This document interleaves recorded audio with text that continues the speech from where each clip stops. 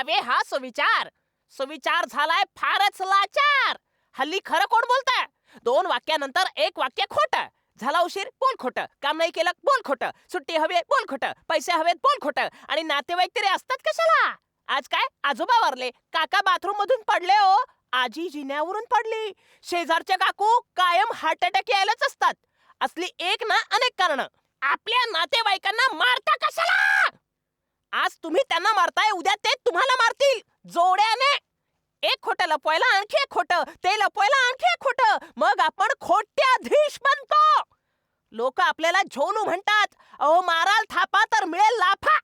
खोटं बोलून तुम्ही समोरच्याला नाही स्वतःला फसवता.